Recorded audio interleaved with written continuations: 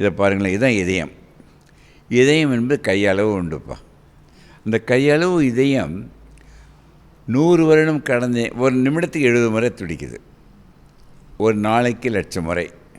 வாழ்கின்ற பல வருடங்கள் இடைவிடாமல் துடிக்கின்ற இதயத்திற்கு நீ செய்ய வேண்டியது ஒன்றே ஒன்று என்ன தெரியுமா?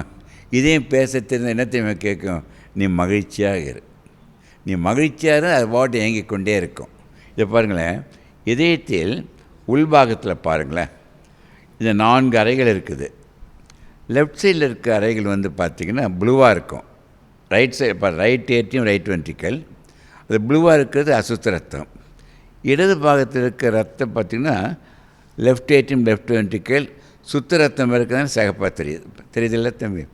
அதில் என்ன ஆகுதுன்னா, அதிலேருந்து ஒரு மகா தமனி வருது பாருங்களேன்.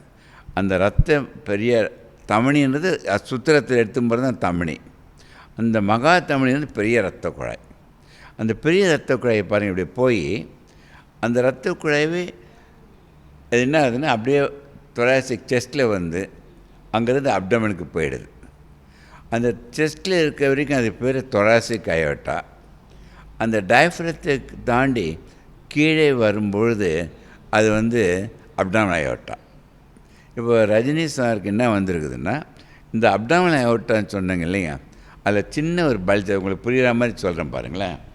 இதை பார்த்தீங்கன்னா இதுதான் இரத்த குழாயிலுடைய நீட்டு வாட்டம் வச்சுங்க. டெமான்ஸ்ட்ரேஷன் பண்ணுறதுக்காக சொல்கிறேன். எல்லாருடைய இரத்த குழாயும் பார்த்திங்கன்னா இது தின்னாக இருக்கணும், எதுலேயுமே அடைப்படக்கூடாது, ஸ்மூத்தாக இருக்கும்.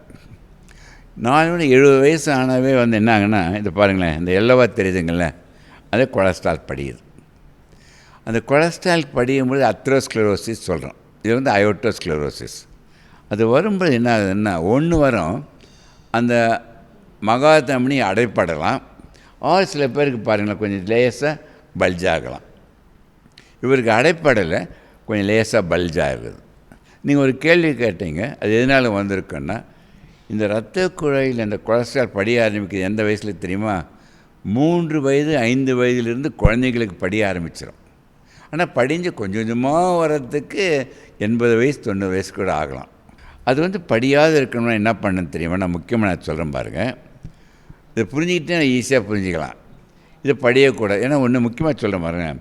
இந்த இரத்த குழாயில் ரத்தத்தில் கொலஸ்ட்ரால் இருப்பதால் மட்டும்தான் நம்ம உயிர் வாழறோம்.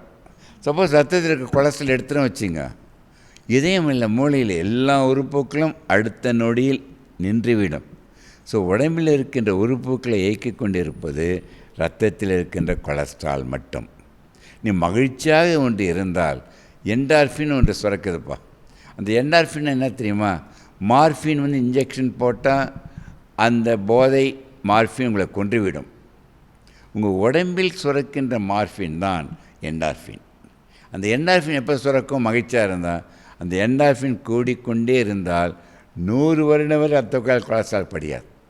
படி ரொம்ப மைல்டாக இருக்கும், ஒன்றுமே வராது. இந்த இரத்த குழாயில் கொலஸ்ட்ரால் படிவதற்கு மிக முக்கியமான காரணம் மனநிலை. நீ மகிழ்ச்சி இழக்கிற, டென்ஷன் ஆகிடுற, கோவப்படுற, வருத்தப்படுற, போட்டி பொறாமை ஏதாவது வந்ததுன்னா அட்ரினல் ஹார்மோன் சுரக்குது. இந்த அட்ரினல் ஹார்மோன் சுரக்கும் பொழுது இரத்த குழாயில் கொலஸ்ட்ரால் படியுது. 70-80 வயசுக்கு பிரகாரம் அது நேச்சுரலாகவே நடக்கும். ஆனால் இப்போல்லாம் பார்க்குறோம், நீங்கள் சொன்னால் ஆச்சரியப்படுவீங்க, 20-25 வயது ஹார்ட் அட்டாக்கை வந்து இறந்துறாங்களே ஆண்கள் பெண்கள். அந்த கீரல் வந்த உடனே இது பாருங்கள், முக்கியமாக நான் சொல்கிறேன், யாரையும் பயமதி கடைப்பிடிச்சா போதும். கீரல் வந்த உடனே இதை பாருங்களேன், இந்த ரத்தம் அந்த இடத்தில் உறைந்து விடும். ஸோ ஒன்று ரத்த கூட அடைப்படுறது, அது வந்து ப்ராசஸ் ரொம்ப நாள் வரணும். இது வந்து கீரல் வந்து இரத்த குழாய் உறைவது 2 நிமிடத்தில். அந்த 20 வயது 30 வயதில் இறப்பதற்கு காரணம் அக்யூட் ஸ்டேஜ், ரத்தம் வந்து உறையிறது, கிளாட் ஆகிடுது.